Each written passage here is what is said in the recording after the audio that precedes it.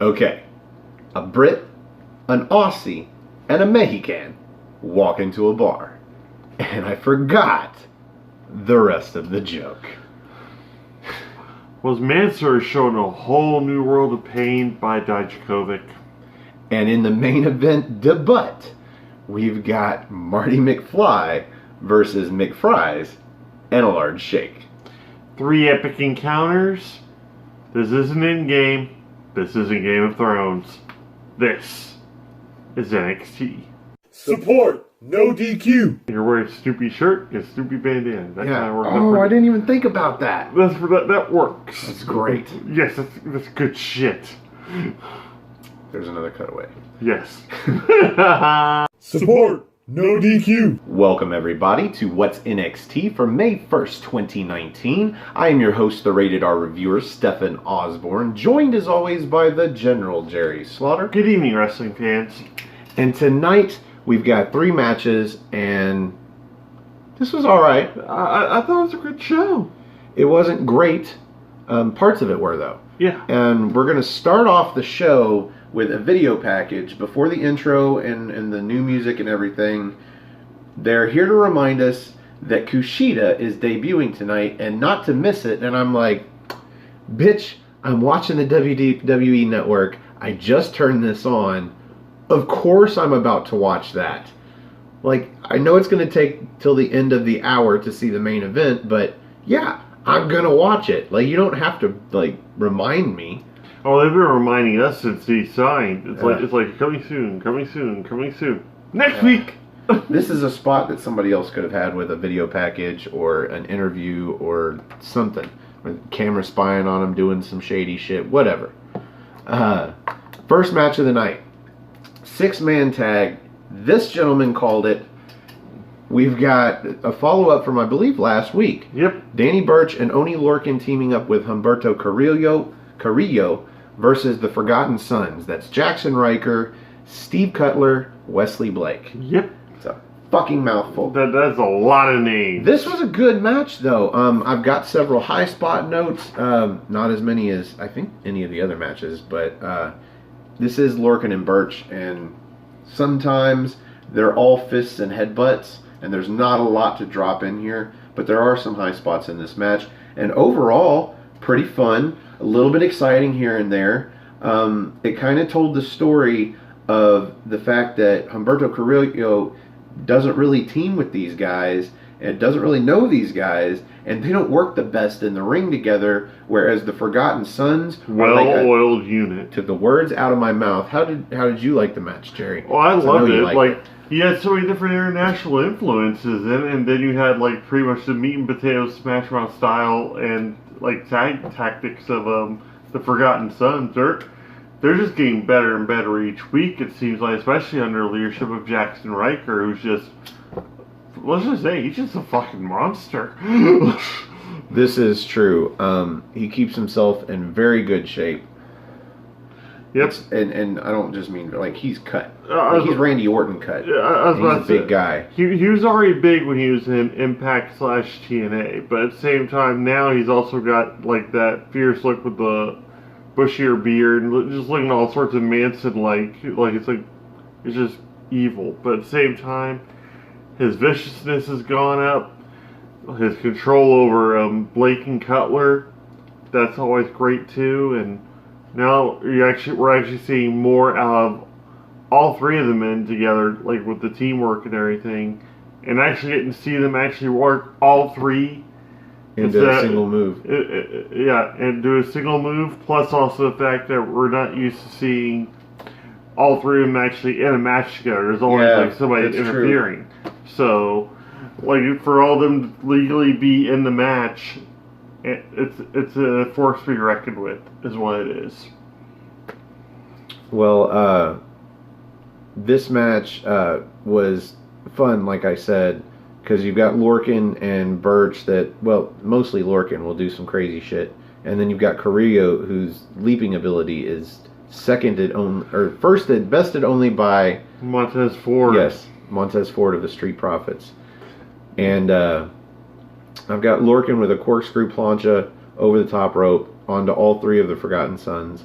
And then shortly thereafter, Carrillo with one of my favorite moves is his that inverted Rolling Thunder, which is always great. Hits a Suicida outside, but he's going for one, and I think it was Riker pushes Blake or Cutler out of the way, and Carrillo actually lands on Lorcan, I believe. Yeah, he wipes out Lorcan with it. And so in the ring is Birch, and he eats a double buckle bomb with Carrillo, where Jackson Riker picks each of them up and then puts them into the knees of, I think it was Cutler, in the corner. Did it to both of them, and then picks them both up and do a reverse DDT, while Blake and Cutler both go to the middle rope in the corner and jump off with just one foot onto the abdomen to force them down. Riker didn't follow through with either a reverse DDT or what Kristen used to do off of a reverse DDT where he falls down a supine. That would actually look really cool too if they pulled that off. No follow through, but I suppose when it's two of them instead of just one, it might be a little dangerous, so maybe not. But there were several moves in this match where all three of them were involved. There's also this one move that I see in every Humberto Carrillo match that never ceases to leave me in awe. And that's that stalling, like, freaking arm drag that he does, that springboard, where it seems like he's suspended in air for, like, it feels like forever. I think he's running off the ropes. Yeah. Literally. Off the middle, off the top, and then he's just super slow to...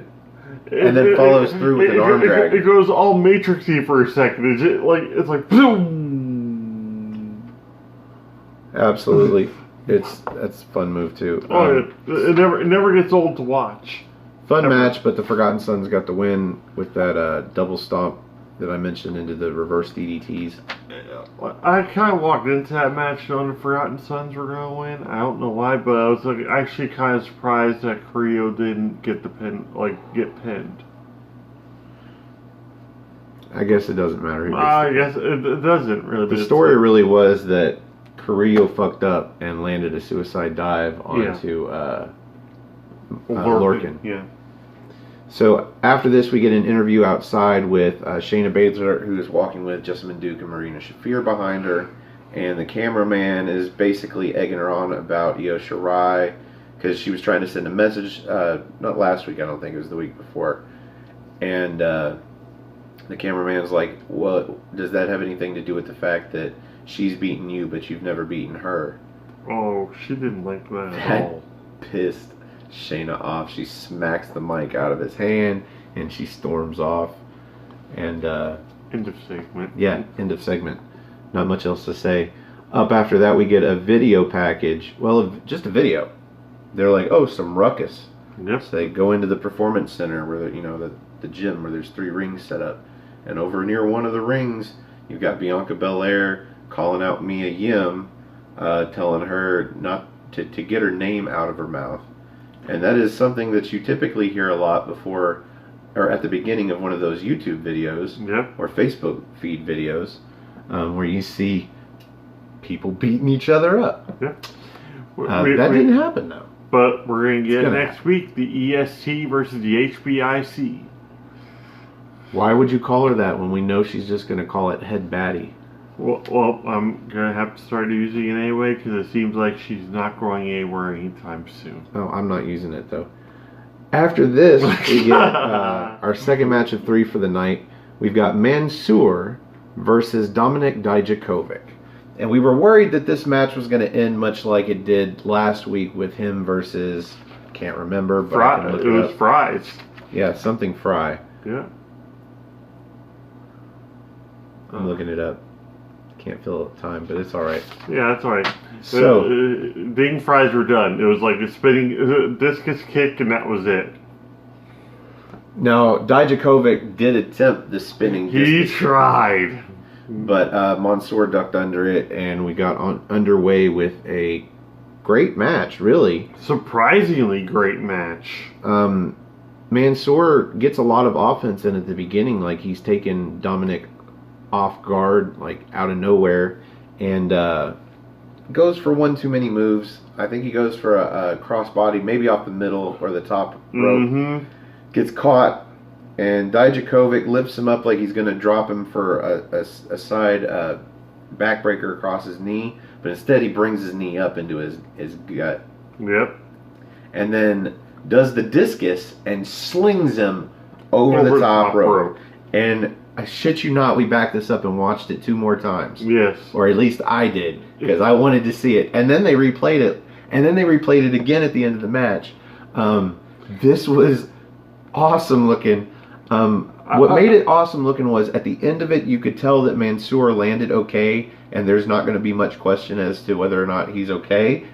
But it looked brutal. Wow. It looked like a farmer throwing a sack of feed, like, over just into another area ready to feed hogs. It was just that vicious looking. It was like complete disregard. It was just a toss. But it was a beautifully placed one to the point where Mansoor, yeah, he looked like he landed rough, but there was also this, like, calm to like, this guy's doing great in this match. Yeah, he caught the top rope as Dominic let go. Yeah. And guided himself to a landing, but man, it looked great. Mm-hmm. And I know we spent a lot of time on just that move, but let me say, watch the match and see that. And yeah. Tell me if you don't back it up a couple of times. So after that, we get Dominic Dijakovic with one of those vertical suplexes into a throw, near fall though. Then he gets up on the middle rope and does just the eyes part of his feast your eyes thing. His feast your eyes. And then just turns around and splashes into Mansoor. And I don't even know if he went for a pinfall there. I think he did, but he kicked out. So he does some more offense, picks up Mansoor, and he does like a tilt-a-whirl, and then like he's going to drop him face first onto his knee. But that puts him down on one knee. And Mansoor stops himself and then climbs up. Not just an Enziguri or a Shining Wizard. He puts both his feet on Dijakovic's leg and stands on it and then hits him with an sick Enziguri. It was great looking. And then, let's see. I believe it turns around where Dijakovic catches Mansoor. He's coming off the middle turnbuckle in the corner. And he gets a super kick to the gut for his effort. And then a little bit more offense. I guess this is showcasing Donovan Dijakovic as a striker because he hits some striking moves and then a lariat that turns Mansoor inside out and then picks him up and does the Feast Your Eyes, which is a fireman's carry thrown forward into a knee to the face. Kind of a vertical go to sleep. Yeah, I was about to say it's more like the go the fuck to sleep versus just the go to sleep. Yeah, the go the fuck to sleep. I dig that. So we've got the win for Dominic. Dijakovic. Yeah. And that's not the end of this though. He picks up Mansoor, throws him out of the ring so that he can, get his arms lifted by the ref, and then immediately be like, don't lift my arm. Yeah. He goes to leave, but his music cuts off, and the music of Velveteen Dream starts. And suddenly he's on the stage on his couch with the 2 hot chicks in booty shorts. Mm-hmm. And instead of cutting a traditional promo, he starts up the theme of the national anthem, the Star Spangled Banner. But then lyrics come up on the Tron. For everybody else to sing along. And he basically Weird Al's it. Yeah. With current dream stuff and dream speak and situations. He talks about he beat Matt Riddle. He talks about Buddy Murphy. Just taunting, I guess. It pretty much says Dominic's family can go ahead and feast their eyes on pretty much Dream's glory at this point. Yeah. So that leaves Dijakovic in sort of a seething rage in the ring, kind of. Mm-hmm. Kind of ish. It wouldn't have been so bad, I don't think, if Velveteen Dream wasn't singing so horribly off. Yeah, I think if Velveteen Dream was a really good singer and sang it really good and knew the lyrics well enough to sing, because there was a couple of spots where he sang it wrong, because he puts the wrong emphasis on the wrong syllable. Aaron. It could have been better. Could have been better. Maybe if they'd had somebody singing with the speaker tune. Bugenhagen. Anybody that can sing, honestly, anybody that can sing well, because he sang it really badly, and it kind of brought the mood down. Yeah. I didn't like it very much, but if this is going to pay off with a North American Championship match between Dijakovic and Velveteen Dream, I will suffer through. I will fucking suffer through. Mm-hmm. And they made it interesting at the end because Velveteen Dream left on, I guess, a wheeled couch. Yeah. Just pushed by the hot babes in the booty shorts, and that's all I'm going to say. He snapped his fingers. It said dream over. So, next week, we are getting Matt Riddle versus Adam Cole. So, we're getting a double main event next week. Kind of, ish. Yeah. If you call Yim versus Belair a main event. I actually kind of do. Because I don't really. Belair, absolutely. Mia Yim, meh. Mia Yim is being pushed as the next big star next to Io Shirai there. So after that announcement, we get a replay of the end of last week's main event. That was where the Undisputed Era kind of, I don't know, lost track of who was who. Yep. Adam Cole ended up kicking Roderick Strong in the face, which cost him the match. And this leads us into a promo from the Undisputed Era back in one of the trucks. And I can only assume it's what they haul around the ring for in their away matches and whatnot. I just think, like, in my head, I'm thinking somebody, a long haul trucker just made a delivery. Who knows what it was? Maybe it was paper. Maybe it was whatever. So it's from Dunder Mifflin. Yeah, he just dropped off, and suddenly they're out there like, oh yeah, we kind of need to record in the back of a truck. Can we borrow your truck? Put some Undisputed Era stuff in there. We only got 15 minutes, people. Yeah. We gave him some money for the vending machine. He'll be back shortly to go home. This basically was just setting up more dissension because we've got the Undisputed Era all talking about how they're stronger than ever, and Gargano got lucky. He's like the luckiest person on the planet. But Adam Cole happens to just basically ruin the promo. He slips in that Roddy ate the pinfall. Well, that he wasn't able to get it done last week. Yeah. And of course, Roderick Strong immediately is like, "What the fuck does that? What's that mean? Yeah. What are you talking about? You don't want to kick me in the head, kind of shit." Yeah. And he's like, "You know what? I'm gonna get out of here." And Cole's like, "I was just joking. Bobby Fish said you need to work on your timing, and went after Roderick, see what was going on, and O'Reilly stuck around. So now you got kind of half and half at this point. Yeah, we literally saw a split here. Yeah. Which we all know is going somewhere because they're not just going to tease it and not pay off. No. I just hope it ends with some of them or all of them on the main roster. Because once the Undisputed Faction is done in NXT, there's maybe 3 to 6 months of fallout that you can write into that would be interesting, but I don't want to see them individualized on NXT. I'd rather see them just get called up. Yeah. At least if anybody gets called up individually, it needs to either be Cole or Strong to keep O'Reilly and Fish together. Yeah, keep them as a tag team in NXT. That would be great. So we are on to the main event. Yes, just that quickly.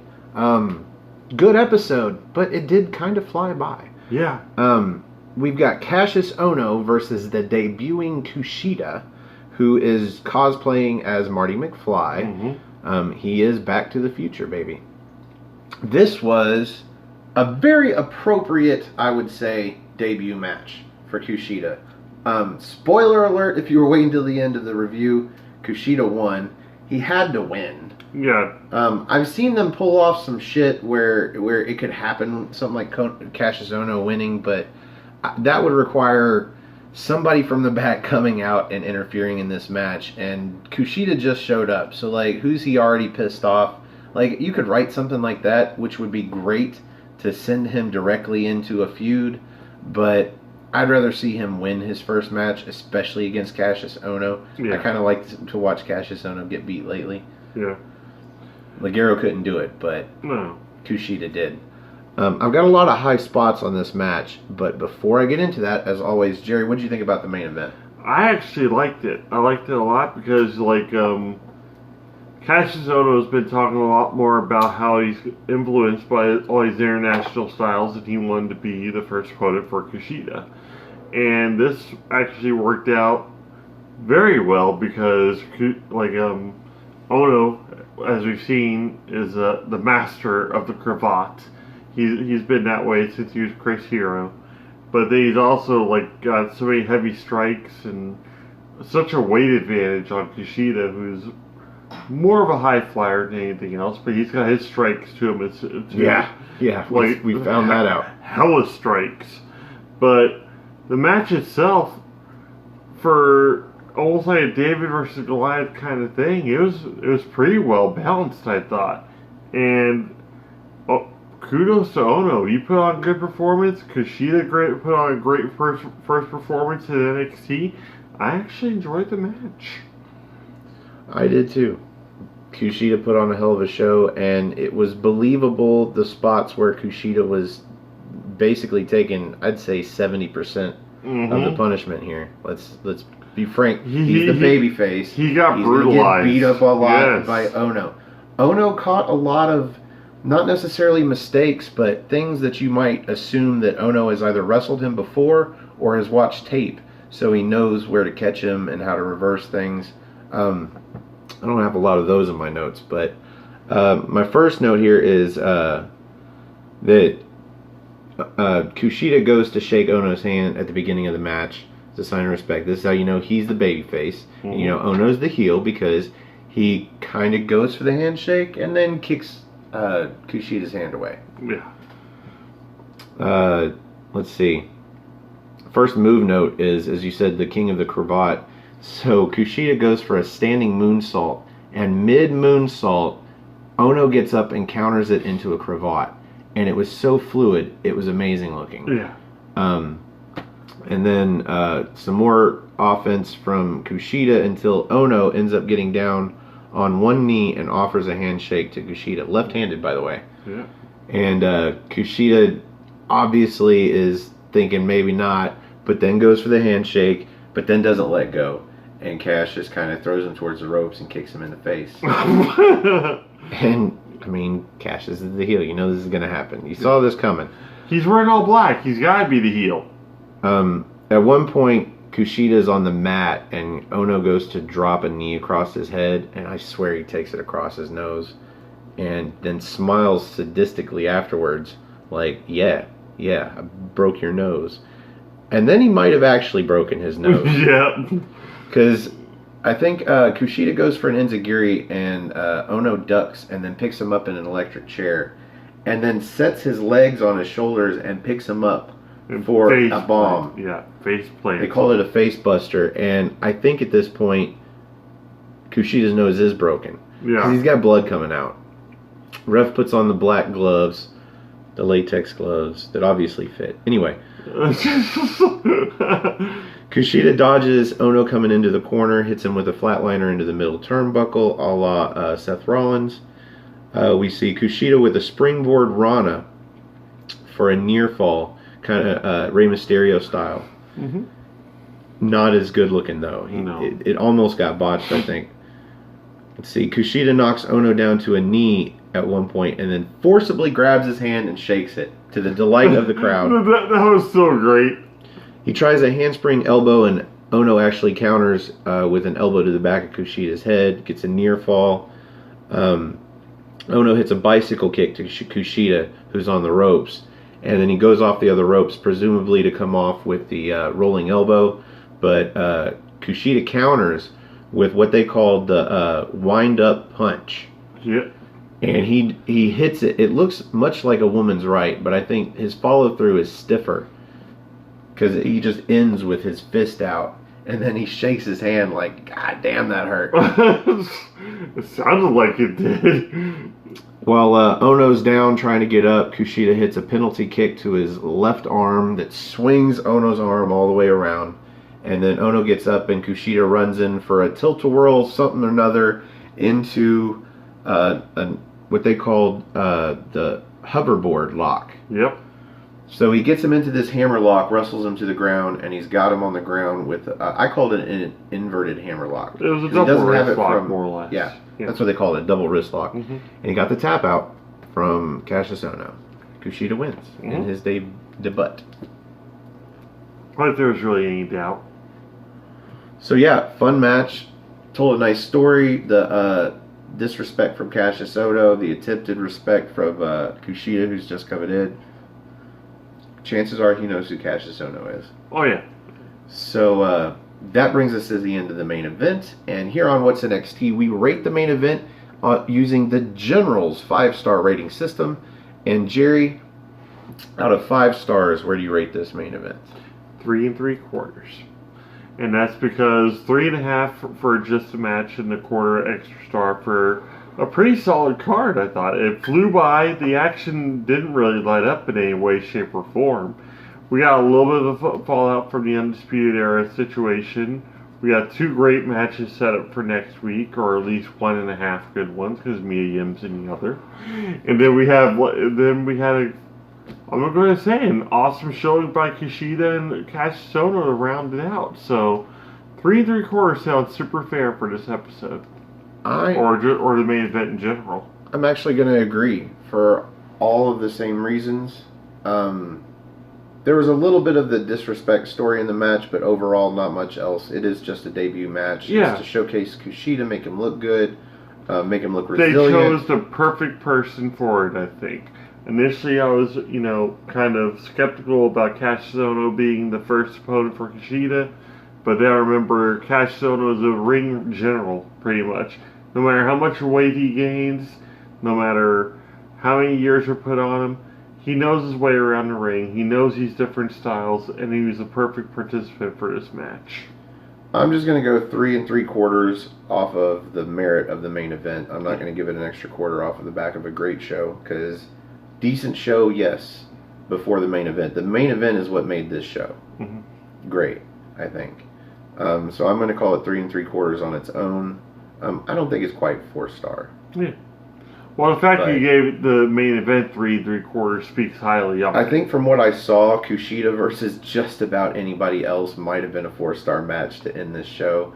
Cassius Ohno just isn't necessarily the perfect person to put Kushida with his style. He's just too big. Worlds Collide, put him against Jordan Devlin. That'd be really a cool. Sick match. That'd be really cool. So, that brings us to the end of this episode of What's NXT. And if you like the show, you should click the like button that's underneath me. If you like all of our shows, you should click the subscribe button that's underneath Jerry. And we'd like you to tune in tomorrow for the NXT party. That's where we'll be reviewing episode number 41 of NXT UK. And we should have Chris, Mace, Colin, Andrew, or one or the other. Yeah. For tomorrow night as our special guest. And if you would like to join us to review a future episode of NXT UK and get up on the big screen, you can find me on Twitter. Go to nodq.com/Stefan. That's STEFAN. Or if you just want to find me on Twitter, it's at Stefan R. Osborne, OSBORNE. As always, the R stands for restricted, because I say a lot of fuck bombs. You can also find this gentleman on Twitter. At NoDQ General, and also my Facebook group Armbar, all capital, ARMBAR, exclamation point. The General Hoot Nanny.